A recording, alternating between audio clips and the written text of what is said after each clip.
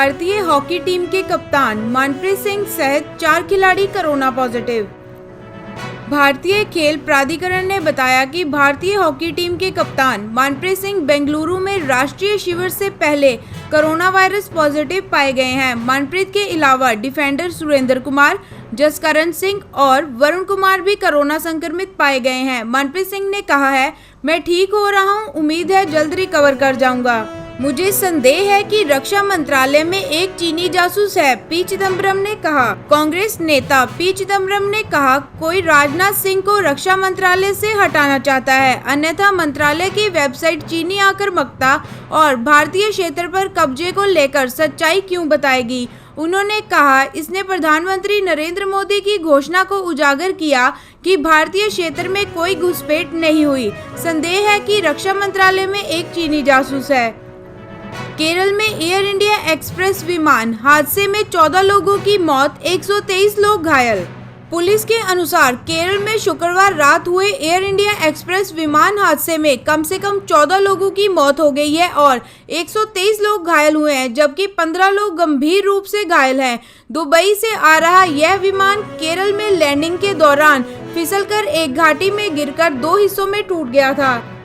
सुशांत की मौत के मामले में 8 घंटे की पूछताछ के बाद ईडी के दफ्तर से बाहर निकली रिया चक्रवर्ती। सुशांत सिंह राजपूत की मौत के मामले में रिया चक्रवर्ती शुक्रवार को तकरीबन 8 घंटे की पूछताछ के बाद मुंबई में ईडी के दफ्तर के बाहर निकली। दरअसल ईडी ने सुप्रीम कोर्ट में सुनवाई होने तक बयान की रिकॉर्डिंग टालने के रिया के अनुरोध को अस्वीकार कर दिया था। सुशांत की मौत के मामले की जांच सीबीआई कर रही है। पंजाब में एक दिन में सामने आए कोरोना के सर्वाधिक 1063 केस, कुल मामले बढ़कर हुए 22,000 के करीब। पंजाब सरकार के मुताबिक पिछले 24 घंटों में कोविड-19 के 1063 नए मामले मिलने के बाद कुल मामलों की संख्या 21,930 हो गई है, जबकि शुक्रवार को 23 मरीजों की मौत के बाद मृतकों का आंकड़ा 540 हो गया। केरल विमान दुर्घटना में मारे गए 2 पायलटों में वायुसेना के पूर्व विंग कमांडर भी थे। कैप्टन दीपक वसंत साठे केरल में एयर इंडिया एक्सप्रेस विमान दुर्घटना में मारे गए 2 पायलटों में थे। पूर्व विंग कमांडर साठे 1981 में भारतीय वायुसेना में शामिल हुए थे और 2003 में उन्होंने सेवानिवृत्ति ली थी। केरल विमान हादसे पर राष्ट्रपति रामनाथ कोविंद और प्रधानमंत्री नरेंद्र मोदी ने जताया दुख। केरल में एयर इंडिया एक्सप्रेस के विमान दुर्घटना पर राष्ट्रपति रामनाथ कोविंद और प्रधानमंत्री नरेंद्र मोदी ने दुख जताया है।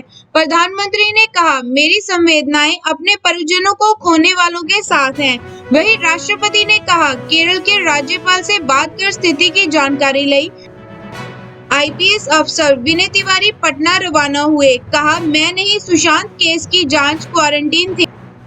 सुशांत सिंह राजपूत मामले की जांच करने मुंबई आए बिहार के आईपीएस ऑफिसर विनय तिवारी का क्वारंटीन बीएमसी ने शुक्रवार को खत्म कर दिया और वह पटना के लिए रवाना हो गए हैं। उन्होंने कहा, मैं क्वारंटीन नहीं था, जांच क्वारंटीन थी। बिहार पुलिस की जांच में रोड़े अटकाए गए थे।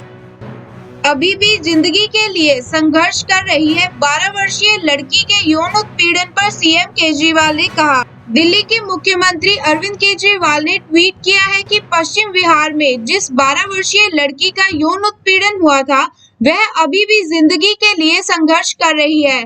उन्होंने लिखा, मैंने डॉक्टरों और लड़की के माता-पिता को फोन किया।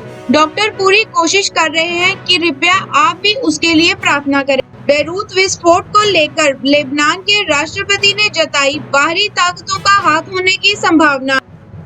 लेबनान के राष्ट्रपति माइकल ने बेरूत में हुए विस्फोट पर कहा कि विस्फोट की वजह का अब तक पता नहीं चल पाया है। संभावना है कि इसके पीछे रॉकेट, बम या अन्य बाहरी ताकतों का हाथ हो सकता है। कोरोना वायरस का एक मामला आईपीएल 2020 को बर्बाद कर सकता है, नेस वाडिया ने कहा। आईपीएल 2020 को लेकर किंग्स 11 पंजाब के सह मालिक ने कहा कि हम आईपीएल खिलाड़ियों और उसमें शामिल होने वाले लोगों की सुरक्षा को लेकर काफी चिंतित हैं। उन्होंने कहा, अगर एक भी कोरोना वायरस का मामला सामने आया तो आईपीएल को बर्बाद कर सकता है। वहीं उन्होंने कहा, यह अब तक का सबसे अच्छा आईपीएल होगा। शिक्षाविद प्रोफेसर प्रदीप कुमार जोशी को नियुक्त किया गया यूपीएससी का नया अध्यक्ष। शिक्षाविद प्रोफेसर प्रदीप कुमार जोशी को यूपीएससी का नया अध्यक्ष नियुक्त किया गया है, जो अभी आयोग में सदस्य पद पर तैनात हैं। छत्तीसगढ़ और मध्य प्रदेश के लोक सेवा आयोग में अध्यक्ष रह चुके जोशी मई 2015 में यूपीएससी के सदस्य बने थे। ईडी की पूछताछ में बोली रिया चक्रवर्ती, फ्लैट खरीदने या अपने खर्चे में नहीं किया सुशांत सिंह राजपूत के पैसों का इस्तेमाल। शुक्रवार को रिया चक्रवर्ती से ईडी ने घंटों तक पूछताछ की और उनकी आय के स्तर और खर्चों के बारे में पूछताछ की। रिया ने ईडी के अधिकारियों को कहा कि उन्होंने सुशांत के पैसों का कभी भी इस्तेमाल नहीं किया है। ओडिशा में भूकंप के झटके, असम में भी हिली धरती, जान माल का नुकसान नहीं हुआ। ओडिशा और असम में शनिवार को भूकंप के झटके महसूस किए गए। असम में जहां 3.5 तीव्रता का और वहीं उड़ीसा में 3.8 तीव्रता का भूकंप आया। दोनों ही जगहों पर भूकंप में जानलेवा नुकसान की खबर नहीं है। महाराष्ट्र में कोरोना के 10,483 नए मामले दर्ज, मृतकों की संख्या बढ़कर हुई 17,092। महाराष्ट्र सरकार के अनुसार कोरोना के 10,483 नए मामले सामने आने के बाद कुल मरीजों की संख्या 4,90,262 हो गई है। राज्य में 300 कोरोना मरीजों की मौत के बाद मृतकों की संख्या बढ़कर 17,092 हो गई है। जम्मू कश्मीर के पुंछ में एलओसी पर पाकिस्तान की गोलीबारी में 65 वर्षीय नागरिक की मौत। जम्मू कश्मीर में शुक्रवार रात नियंत्रण रेखा के पास मानकोट सेक्टर में पाकिस्तानी सेना की भारी गोलीबारी के अंदर 65 वर्षीय मोहम्मद सादिक नामक व्यक्ति की मौत हो गई। अधिकारियों के अनुसार रात करीब 8:45 बजे कृष्णा सेक्टर में पाकिस्तानी सेना ने बिना उकसावे के गोलीबारी शुरू की, जिसका भारतीय सेना ने मुंह तोड़ जवाब दिया। दिल्ली में 24 घंटों में आए कोरोना के 1,192 नए केस, कुल मामलों की संख्या 1,42,723 हुई। दिल्ली सरकार ने बताया कि बीते 24 घंटे में कोरोना संक्रमण के 1,192 नए केस सामने आने के बाद कुल मामलों की संख्या 1,42,723 हो गई है, जबकि मृतकों की संख्या 23 बढ़कर 4,082 हो गई है। दिल्ली में अब तक 1,28,232 मरीज ठीक हो चुके हैं। देश की पहली किसान रेल का हुआ शुभारंभ, देवलाली से दानापुर के बीच चलेगी। रेल मंत्री पीयूष गोयल और कृषि मंत्री नरेंद्र सिंह तोमर ने वीडियो कॉन्फ्रेंसिंग के जरिए देश की पहली किसान रेल को हरी झंडी दिखाकर देवलाली महाराष्ट्र से दानापुर बिहार के लिए रवाना किया है। प्राइवेट हॉस्पिटल ने कोविड-19 रोगी का शव देने के लिए कथित रूप से मांगे 13 लाख रुपए। बेंगलुरु में एक प्राइवेट हॉस्पिटल में कोविड-19 से मरने वाले 74 वर्षीय शख्स के परिवार का आरोप है कि हॉस्पिटल ने उन्हें 13,54,337 का बिल देकर उसके भुगतान के बाद ही शव देने की बात कही है। पंजाब के लुधियाना, जालंधर व पटियाला में शनिवार से रहेगा रात 9 से सुबह 5 बजे तक कर्फ्यू।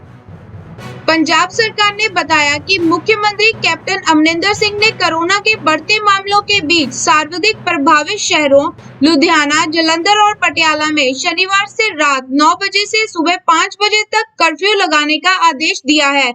राज्य सरकार के अनुसार लुधियाना में कोरोना के 4,722, जालंधर में 2,915, जबकि पटियाला में 2,380 मामले हैं।